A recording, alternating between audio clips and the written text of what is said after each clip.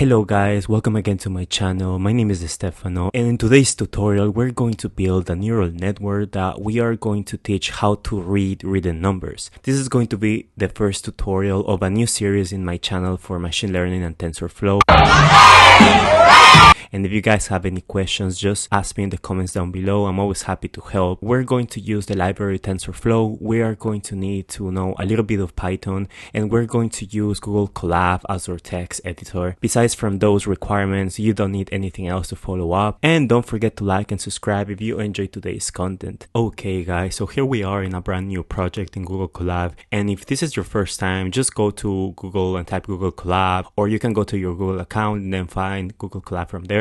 So once you get there and create a new project, this is what you're gonna see, and I'm just going to tell you a few basic things. You don't really need to know much of these if you're used to using other text editors. So this is where you basically change your name. So I'm just gonna name it to YouTube tutorial. And I think the most important thing that you're gonna need to know is if you go here to runtime and then you go here to change the runtime type, is that you're gonna be able to choose how do you want to process your program. So you have the option to use a CPU or a GPU. So basically, when we work with deep learning models or tasks, you usually want to use a GPU because it's more powerful. And especially here in Google Cloud, you're going to be able to use the fancy RTX graphic cards from Google servers. So yeah, so you can use your CPU or your GPU. I'm going to use the GPU. It's already selected. And yeah, just click save everything. And now let's just test if everything's working. So I'm going to add a piece of code right here. So let's just print hello world and make sure it's everything working. And as you see, everything's working, so we can start working on the tutorial now. Now, have you ever wondered how neural networks that are typically represented with just these little circles and lines can learn things? My goal in this section is to show you how neural networks can guarantee learning and show you what we call artificial intelligence by giving you an intuitive and logic example. I've seen so many tutorials where they already infer that you have a working knowledge of what's a neural network and they start working on the code implementation, or they just go too deep into the math concepts behind these. And it's true, if you really want to know how these neural networks work under the hood, you are going to need to understand the math behind this. But today we just really want a simple explanation of how these little circles and lines connected can generate learning. And this is the moment where a new neuron of the brain is born from a stem cell. My brain, your brain, and the brain of all human beings have millions of these neurons interconnected between them. Thanks to those interconnected neurons, we can look, we can understand, we can feel, we can create, and we can take decisions. In a general overview, this is how those neural networks work. Every neuron receives electrical stimulations from other neurons. These neurons receives and process all these electrical stimulations, and in certain cases, it triggers even more electrical stimulations which are sent to other neurons, which will do the same. Trigger and send even more electrical stimulations, and so on and so on and so on. This is what I create the neural network. Imagine that you want to learn something new. Let's say that you want to learn to play soccer. Learning soccer requires your movements, your visuals, and your coordinations to learn to work together. If you don't have these abilities developed, it's because the neurons that take care of these actions are not used to working together. So they have to learn to work on these. Or maybe you just suck. The more you start practicing and practicing and practicing, these neurons start to connect together and they start to form bonds. So what basically is happening is that your neurons are getting used to working together. So once one of them triggers, the other ones already know that they have to trigger. And then one triggers, and then the other one triggers, and so on. This is what we know as a learning process. We're talking about a real biological process that occurs on your brain. And it takes time, but with more practice and practice and practice, not only your neurons start to learn to work together, but they form shortcuts. This is what we know as muscle memory, and that's when you can do something without even thinking about it. When you learn to speak a language or play guitar or just coding in Python, you just do it without thinking about it. When you learn in the process, it takes 100% your attention, but once you already know how to do it, you don't even have to think about it, you just do it. This is what we want to emulate using neural networks. So in other words, simulate the process of how to take decisions similar to how a human does it. Let's think about the process, what we do when we have to take a decision. decision. When you have to take a decision or a choice, you will usually take in consideration what you see, what you hear, what you believe, all your past experiences and more. You take in consideration all of these factors before you take a decision. Now let's imagine that you want to go out for the night. There are 3 factors that are going to influence your decision. First, do you have enough money? Second, do your friends want to go out tonight? And lastly, do they charge cover to the place that you're going out to? In base to all these 3 factors, you're going to take your decision. Every factor is going to be called X1, X2, and X3. And the possible answers are going to be yes or no, which for the computer is 1 or 0. So let's say that if you have enough money, X1 is going to be 1. And if you don't have enough money, X1 is going to be 0, and the same for the other options. Now let's connect all these 3 factors to a singular circle. This circle is going to take all these factors as input, and with the help of an operation or a function, it's going to answer our question. Now let's say that we wanted to answer 1 if we want to go out and 0 if we don't want to go out. Now let's think about how is our circle going to accomplish to answer this question. Now we're just simply going to add a threshold to our circle, which is just a number. Now what the circle is going to do is going to calculate if the sum of all the 3 factors of input is going to be bigger than our threshold, we are going to go out. And if the sum of all of them is less than the threshold, we're not gonna go out. So now if we establish a threshold of 1, our little circle has a very basic process of taking decisions. And just like this, we can play with different options. Well, but the reality is not that simple, but you get the idea, right? For humans, sometimes some factors are way more important than others. So now let's say that money is going to be a more important factor than the other 2 when it comes about making the decision of us going out or not. Now let's apply this logic to our model. In neural networks, this relevance is called weight. For instance, let's say that the weight of the factor of the money is going to be equal to 2,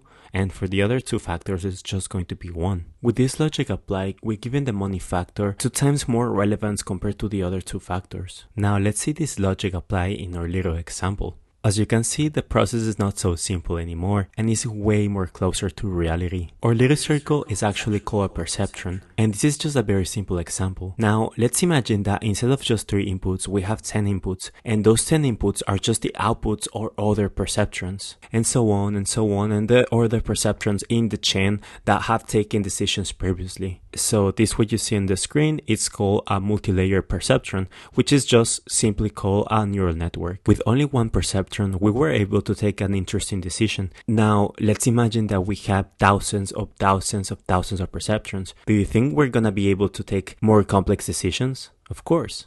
So now, if we think about in terms of the example that we're about to code right now, the first layer of the neural network is maybe going to take care of the layout and lines of the number. And the next layer is going to take this data as input, and based on this input is maybe going to take care of how to form basic figures. And if the neural network has more layers, it's going to keep doing this process until I can form a decision. First, we import the necessary libraries for building and training our machine learning model. So go ahead and import TensorFlow datasets, which is going to provide thousands of datasets for us. Let's import math, NumPy, matplotlib, and login. Next, let's define the logger variable and call the getLogger function from TensorFlow. Below, calling the setLogger function and then passing the login.error. This is used to set up login for TensorFlow and configure the logger to only log error messages and messages of high severity level, so only important messages. This is going to help us keep our console logs clean. Next, let's define the datasets and metadata variables. Next, the load method from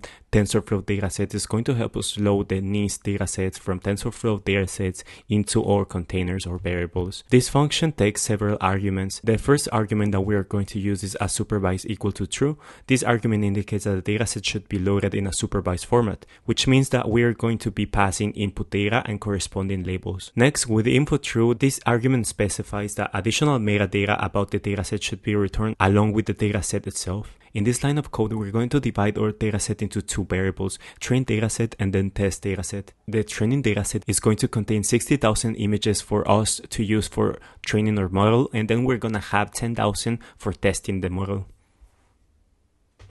We define a list of class names that corresponds to the possible outputs of our neural network. Now we need to extract the number of examples in the training and testing subsets. Okay, so now let's define a method normalize that we will use to pre-process image data by scaling it down from 0 to 1. Usually pixel values are ranges from 0 to 225, but in order for us to use the pixel values within the same range and are suitable for the training machine model, we need to apply this operation. Now we need to call the normalize method in the training dataset and also in the test dataset. Okay guys, so now let's get to the fun part. We are gonna create our neural network using the TensorFlow Keras API. So let's break down the steps here. Let's first define a model variable that will contain our neural network and call TensorFlow the Keras the sequential.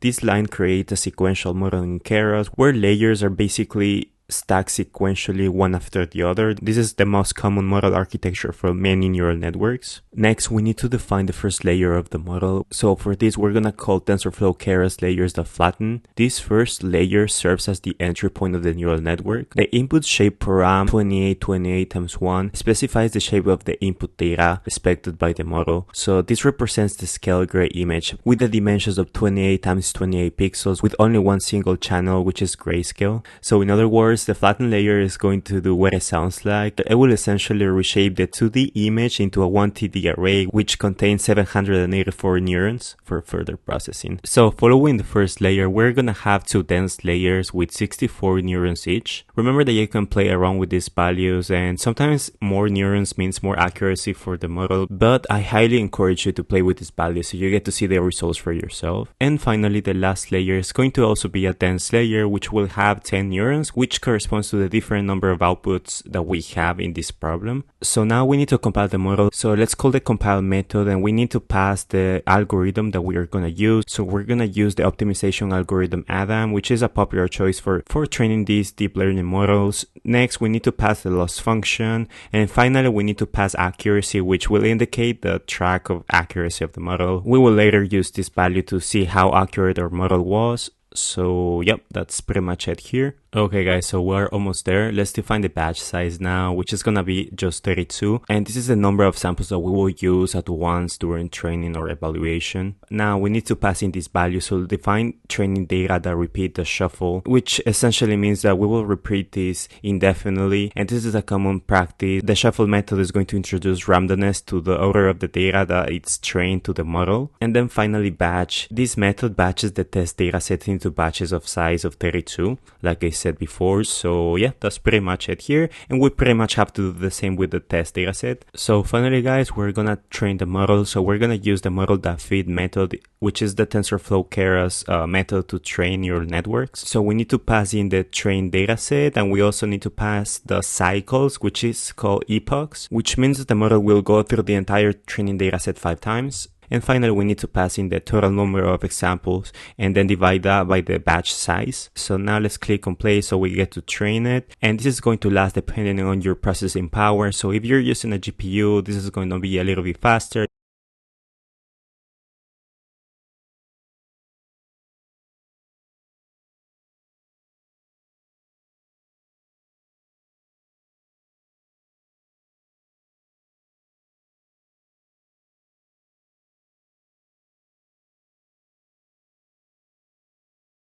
Okay guys, so the process is done, and this is the output console. So we get to see that we had 5 cycles. We get to see the average time, which is 70 seconds, and that's the time that was taken for each step. We also have the loss here, which indicates the average loss value calculated for each batch. And then we also get to see the accuracy in each cycle. So yeah, that's pretty cool. Okay guys, so now we need to evaluate and test the neural network. So we're gonna use our test dataset, and yeah, because we need to assess its performance. So let's break down what we're doing right here. We're passing, so we're just basically gonna create a test loss and test accuracy, so later we can see the results. So call the model that I evaluate and pass the data set, and then we're gonna do basically what we did before. You need to pass the number of examples and divide that by the batch size number. Let's just process this.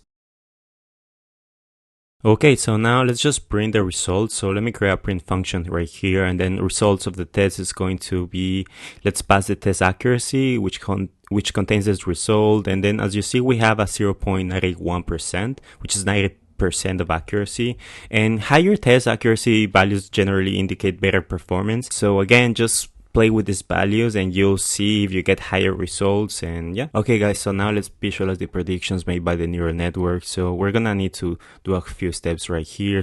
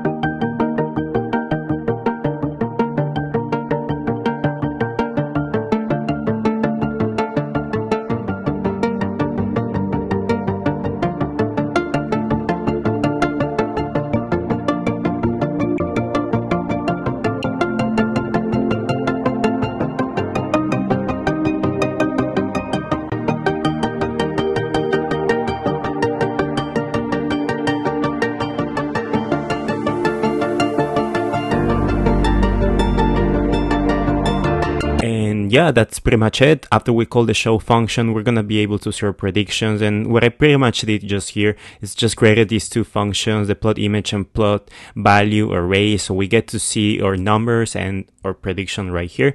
So as you can see, the prediction is 2 and the image is 2. So the neural network is working perfectly. And we have this one 0, this one is 0 as well, this one is 4 and 4, 8 and 8.